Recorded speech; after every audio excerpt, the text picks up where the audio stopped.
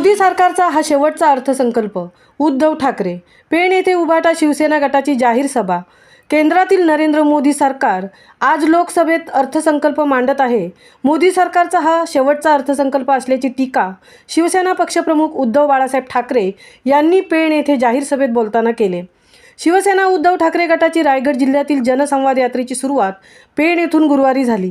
Pen private हायस्कूलच्या शेजारील नगरपालिका मैदानावर झालेल्या या जाहीर सभेला माजी केंद्रीय मंत्री अनंत गीते, शिवसेना नेते माजी मंत्री सुभाष देसाई, मिलिंद नार्वेकर, माजी आमदार मनोहर भोईर, जिल्हा प्रमुख सुरेंद्र म्हात्रे, आमदार संजय पोतनीस, बबन पाटील, रायगड जिल्हा संघटक विष्णुभाई पाटील, माजी नगराध्यक्ष शिशिर धारकर, शेकाप महादेव दिवेकर, स्मिता पाटील, उपजिल्हा प्रमुख अविनाश म्हात्रे, तालुका प्रमुख जगदीश ठाकूर, युवा नेते समीर म्हात्रे यांच्यासह हजारो शिवसैनिक उपस्थित होते.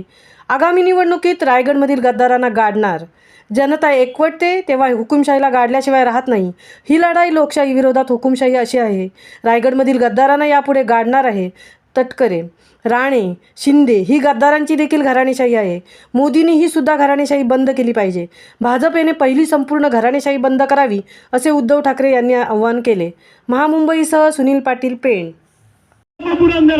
क्षत्रिय कुलावतंस सिंहासनाधीश्वर राजाधिराज छत्रपती शिवाजी महाराज की, तसंच भारत माते की, हिंदू हृदय सम्राट श्रीमान बाळासाहेब ठाकरे यांचा कार्यक्रमाचे प्रमुख अतिथी, शिवसेना पक्ष प्रमुख, आपले कुटुंब प्रमुख, महाराष्ट्राचे माजी मुख्यमंत्री सन्माननीय उद्धवजी ठाकरे साहेब यांचं देखील या ठिकाणी स्वागत होतोय. त्यांच्या समवेत सर्वच आलेले उपस्थित मान्यवरांचे या ठिकाणी स्वागत आपण करीत आहोत. शिवसेना, युवासेना, महिला आघाडी, युवती सेना, ग्राहक संरक्षण, कामगार आघाडी या सर्वांच्या वतीने या ठिकाणी साहेबांचं स्वागत करीत आहोत. सहर्ष स्वागत करीत आहोत. स्वागत या ठिकाणी केलं जाईल. त्या स्वागताचं त्यांनी स्वागत करायचं आहे. सर्वांनी उद्धव साहेब आगे बढो, सर्वांनी बोलायचं आहे उद्धव साहेब आगे बढो. सगळी मंडळी इथे आली आहे. ते याकरता या व्यासपीठावर उपस्थित आहे की त्यांना सुद्धा माहिती आहे आणि आपल्याला सुद्धा माहिती आहे. माहिती आहे ना आपल्याला? काय माहिती आहे? पुढचे मुख्यमंत्री उद्धव बाळासाहेब ठाकरे होणार आहे. आहे ना माहित आपल्याला? मग हे जर आपल्याला माहित आहे तर आपली जबाबदारी वाढली आहे.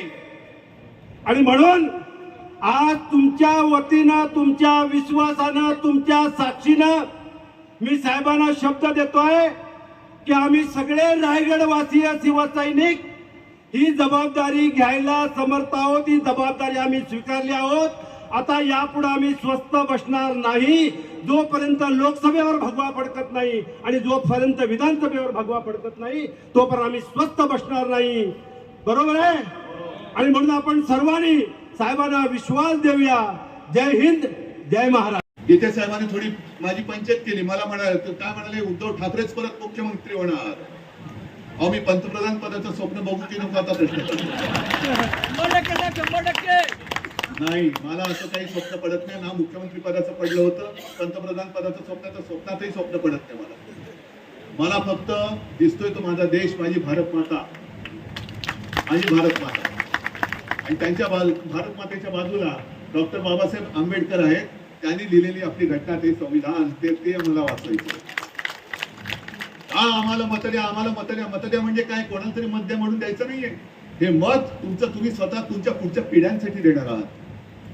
तुमच्या पुढच्या पिढ्या या भले अशा उचलून तुरुंगात नाही टाकल्या तरी संपूर्ण देशाचा जर काही तुरुंग झाला तर त्या वातावरणात तुमच्या मुलाबाळांना जगावं, त्यांनी जगावं अशी तुमची इच्छा असेल, जरूर हुकुमशाला मत द्या. आणि नसेल तर इंडिया म्हणून जी देशभक्तांची आघाडी तयार झालेली आहे त्या आघाडीला तुम्ही मतदान केलं पाहिजे. या अशा अनेक काही गोष्टी आहेत. सगळ्याच गोष्टी इकडे बोलतो, पुढच्या सभेमध्ये काय बोलणार. आणि म्हणून मी थोडंसं जे काय आहे ते तुमच्या समोर बोललेलो आहे. जेवढं नेमकं बोलायचं तेवढं बोललेलो आहे. आता याच्या पुढे जो काय तुम्ही जोश मला दाखवलेला आहात की आम्ही इकडनं, आता गेल्या वेळेला एक जयंत पाटील